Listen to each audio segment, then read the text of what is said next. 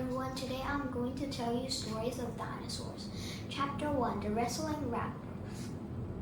The Dino World Championships final was at an end. Kevin Crusher Kikosaurus was fighting Max, the masked Megasaurus. Kevin's trainer, Red Raptor, kept Kevin super fit. Every day, Kevin ran 50 laps around the valley, 60 lenses of the storm, worked in the gym for 3 hours, and did 500 push-ups. One day, a horned dinosaur came in Kevin's gym. It was Stig, Max's trainer. "How's training?" asked Stig. "None of your business," said Reg. "Here's some advice," said Stig. "Pretend to be knocked out in Saturday's fight so I and Stig, Max and I can get the prize money." "I won't do that," said Kevin. "Well, I hope you don't have any accidents before the fight," said Stig.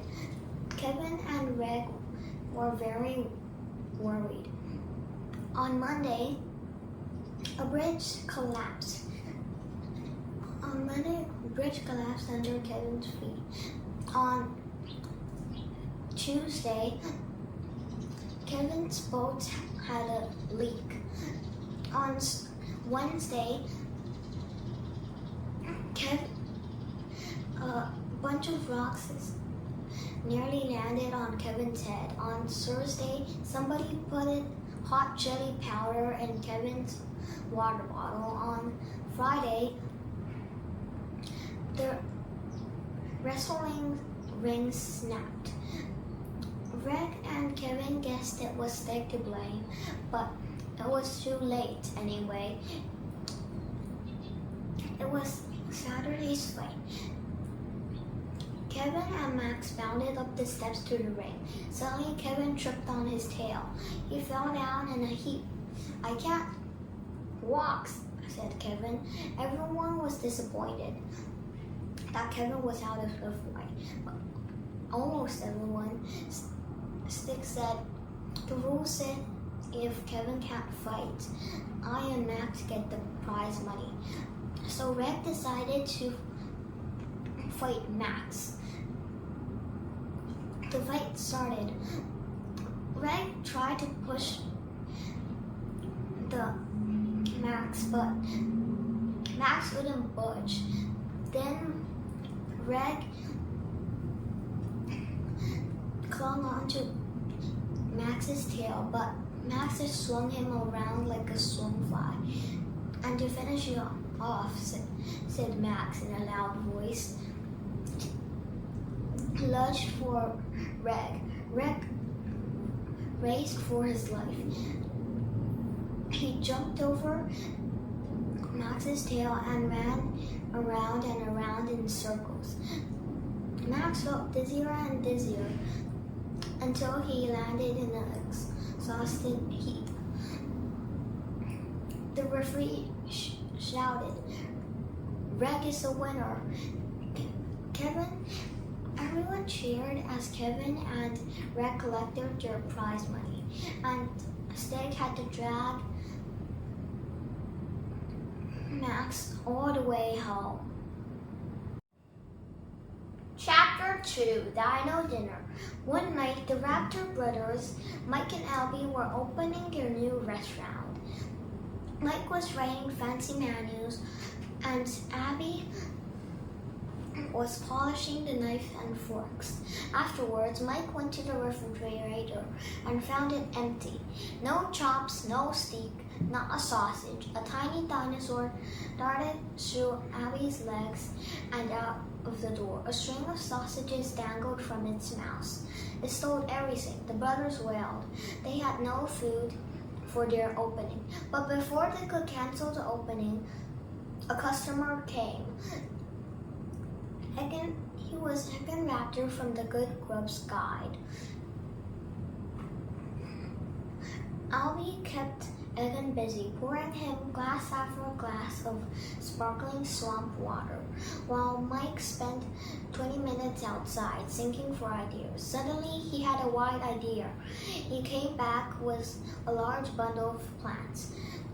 He chopped up the ferns, sprinkled them with moss, and drizzled it all with nettle juice. Abby took the dish to Egan's table and announced, "Just special, sir." Egan looked at the green pile on his plate. Finally, he took a big bite and cried, "Oh no! It is the worst thing I ever tasted. You get 0 out of 10 in my guidebook."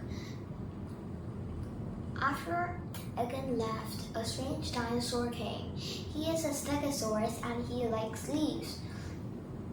The customer had 7 helpings of fern feast. When he got home, he told his family and friends about the amazing dish. That day on, every mealtime was fully booked at the Raptor's new vegetarian restaurant. Chapter 3, Daisy and the Dinosaur. One day, Daisy went on a school trip to the local museum, but she didn't enjoy seeing an old exhibition. Professor Hugo stood with Mr. Bagley, the museum owner, and his wife on stage. Professor Hugo presented his latest discovery, which is an egg laid 60 million years ago by a dinosaur. Suddenly, a breeze blew in Mrs. Bagley's nose. She knocked over the egg, which hit the ground and smashed into tiny pieces.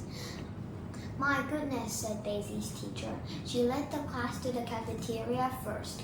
Arrived at the cafeteria, Daisy reached into her bag for her lunchbox. Instead of something hard and firm, she found a dinosaur. The creature leaped out in a spray of eggshell. It looked around nervously, then ran along the table. Daisy raced after the dinosaur as it crashed through the museum. It wrecked up the rocks, smashed the bug bottles, messed up with the meteorites, and sent the starfish flying.